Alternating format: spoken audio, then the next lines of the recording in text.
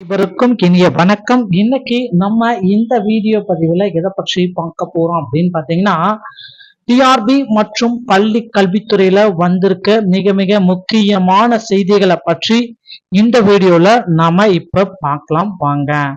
நம்முடைய சேனலுக்கு முதல் முறையா பாக்குறீங்க அப்படின்னா மறக்காம சப்ஸ்கிரைப் பெல்ல கிளிக் பண்ணி வச்சுக்கோங்க. பிடி மற்றும் பிஜி அசிஸ்டன்ட் இந்த 2% மினிஸ்ட்ரியல் ஸ்டாஃப் நீதிமன்ற அவமதிப்பாளருக்கு போட்டிருக்காங்க. என்ன அப்படின்றத பற்றி இந்த வீடியோல உங்களுக்கு அப்டேட் பண்ண போறேன். அடுத்து பாத்தீங்கன்னா நீங்க எல்லாருமே எதிர்பார்த்த மாதிரி பிஜிடிஆர்பி 2025 புதிய அறிவிப்புல நிகழ்ந்த சில மாற்றங்கள். சோ கடைசி 5 நாட்கள் பாத்தீங்கன்னா பிஜிடிஆர்பில ரொம்ப ரொம்ப இம்பார்ட்டன்டான டேஸ் என்னன்றத பற்றி உங்களுக்கு சிறிய வீடியோ பதிவா நான் இப்ப உங்களுக்காக சொல்ல போறேன். மக்களே, இப்போதைய நிலவரத்தப்படி பள்ளி கல்வித்துறையில பல விதமான மாற்றங்கள் நாளுக்கு நாள் நடந்துட்டு தாங்க வருது. அதுல பாத்தீங்கன்னா மிக மிக முக்கியமான ஒரு விஷயம் அப்படின்னு நம்ம பாக்குறப்ப, இப்ப இந்த பள்ளி கல்வித்துறையில எல்லாருமே எக்ஸ்பெக்ட் பண்ண மாதிரி சில விஷயங்கள் நாளுக்கு நாள் நடந்துட்டே தான் வருது. அதுல நீங்க எக்ஸ்பெக்டேஷனுடைய ரொம்ப ரொம்ப இம்பார்ட்டன்டான ஒரு எக்ஸ்பெக்டேஷன், நடப்பு கல்வியாண்டு முதலே பாத்தீங்கன்னா +1 பொது தேர்வு ரத்து. இதுதான் இப்ப இருக்கிற ஒரு லேட்டஸ்ட் ஆனது. சோ கல்வியாண்டுல இனிமே வர கல்வியாண்டுல +1 தேர்வுடைய பொது தேர்வு முறை அப்படின்றது ஒண்ணு இல்லவே இல்லை. ஏற்கனவே எப்படி இருந்துச்சோ அப்படியே தாங்க. நடுவுல +1க்கெல்லாம் பொது தேர்வு வைக்கணுமா அப்படின்ட்டு எல்லாமே நிறைய பேர் குளறுபடியோட இருந்தாங்க. இன்னும் அந்த +1 தேர்வு தேவையே இல்லைன்ற அளவுக்கு பொது தேர்வு இல்லை. சோ மக்கள் மாணவர்கள் மாணவிகள் எல்லாமே 10th முடிச்ச மாணவிகள் எல்லாமே கொஞ்சம் ஹாப்பியா இருப்பாங்கன்னு நினைக்கிறேன். சோ எல்லாத்துக்குமே இந்த நியூஸ் ஹாப்பியா இருக்கும்.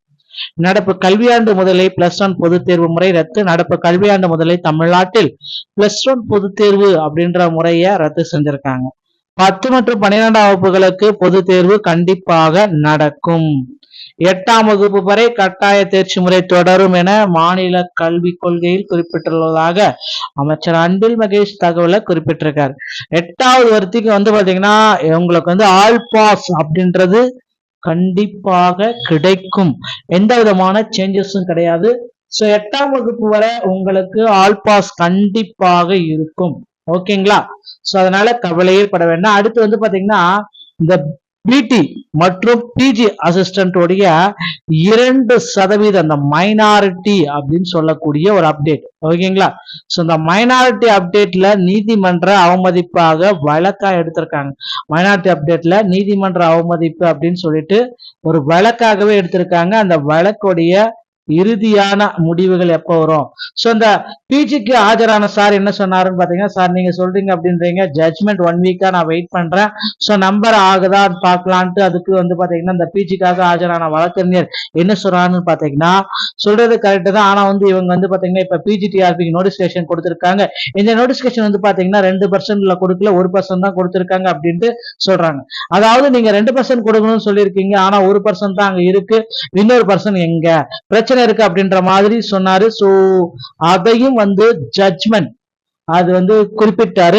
சோ இது எல்லாமே பிளேம் பண்ணி தாங்க சொல்லிட்டு இருக்காங்க. இதை பத்தி எல்லாமே பாத்தீங்கன்னா கவலைப்படுற மாதிரி சொன்னாரு.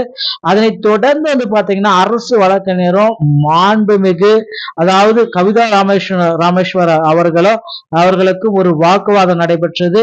என்ன அப்படின்னு பாத்தீங்கன்னா ஒரு 5 நிமிஷம் இந்த சண்டையே போனது அப்படின்ட்டு நாம சொல்லலாம். அடிக்கடி பாத்தீங்கன்னா இந்த கோர்ட்ல நடக்கிற விஷயம் தான் இது. சோ அப்பீல் பண்ணிட்டு இருக்கேன்னு சொல்லிட்டு இருக்காங்க. அதாவது ஆதாரத்தையும் கொடுக்க மாட்டிருக்காங்க. சோ சும்மாவே இவங்க சொல்ற காலத்தை எல்லாம் கடத்துற மாதிரி தெரியுது.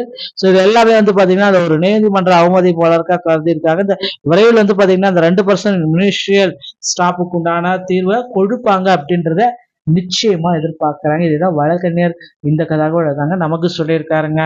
அடுத்து பாத்தீங்கன்னா நீங்க எல்லாருமே எதிர்பார்க்கிற மாதிரி ஆய்வக உதவி ஆசிரியர்களுக்கு கணினி பயிற்சி, பட்டதாரி ஆசிரியர்களுக்கு பை பை.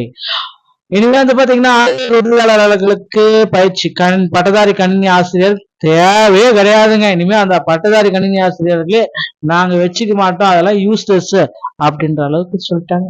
சோ இனிமே கம்ப்யூட்டர் ஸ்டாப் என்னதான் நடக்க ஆய்வக உதவியாளர் தான் கம்ப்யூட்டர் ஸ்டாப்பா அப்படின்ற மாதிரி போயிட்டு இருக்கு. ஸோ அடுத்தடுத்து வந்து பாத்தீங்கன்னா திடீர்னு அந்த மாதிரி மாற்றங்கள் தமிழக அரசு பள்ளியில நடந்துட்டு தான் இருக்கு. தமிழக அரசு பள்ளியில கணினி வழி பற்றிய வளங்கள் ஆய்வு உதவியாளருக்கு பயிற்சி அளிப்பதால் கணினி அறிவியல் பட்டதாரி ஆசிரியர்களுக்கு வேலைவாய்ப்பு பறிபோகும் நிலைமை உருவாகி இருக்கு. பள்ளி மாணவரிடம் கணினி அறிவியல் புரிதலை உண்டாக்கும் வகையில் ஆய்வகங்கள் அமைப்பது, பாடப்புத்தகங்களை வைப்பது, ஆசிரியர் நடவடிக்கைகள் உள்ளிட்ட ஒருங்கிணைந்த கல்வித் திட்டத்தின் வாயிலாக அதன் செலவில் 40% மத்திய அரசு வழங்குகிறது. நிலையில் தமிழக அரசு பள்ளிகளில் கணினி அறிவியல் பாடம் நடத்துவது மற்றும் கணினி சார்ந்த செயல்முறை விளக்கங்களை அளிப்பதற்காக ICT இன்ஸ்ட்ரக்டர் பணியிடங்களை நிரப்பாமல் ஏற்கனவே உள்ள ஆய்வக உதவியாளர் மற்றும் கெஸ்டான் எனும் தனியார் நிறுவன ஊழியர்களுக்கு பயிற்சி அளிப்பதாக கூறப்பட்டதனால் கணினி அறிவியல் படிப்புடன் ஆசிரியர் பயிற்சி முடித்தவர்கள் விரக்தி அடைந்துள்ளனர். ஸோ இனிமே இந்த கணினி அறிவியல் வந்து பாத்தீங்கன்னா எதுக்குமே யூஸ் ஆகாது அப்படின்ற மாதிரி அவங்க ஒரு பக்கம் விரக்தி அடைச்சிருக்காங்க. வெளியில வந்து பாத்தீங்கன்னா இதுக்கு ஒரு சுமூகமான முடிவுகள் எடுக்கப்படும் அப்படின்றத குறிப்பிட்டு சொல்லியிருக்காங்க.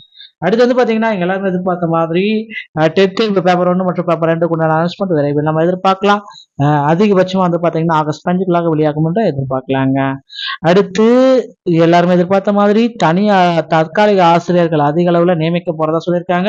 இதற்குண்டான அப்டேட் இன்னும் ஒரு சில தினங்களை நமக்கு கிடைச்சிடும். டிஆர்பி மற்றும் பள்ளிக்கல்வித்துறை சொந்தமான செய்திகள் அனைத்து நீங்கள் உடனுக்குடன் பெற நீங்கள் நம்முடைய சேனலோட இணைந்திருங்கள். மீண்டும் நல்ல தகவலுடன் நான் உங்களை சந்திக்கிறேன். நன்றி, வணக்கம், தேங்க்யூ.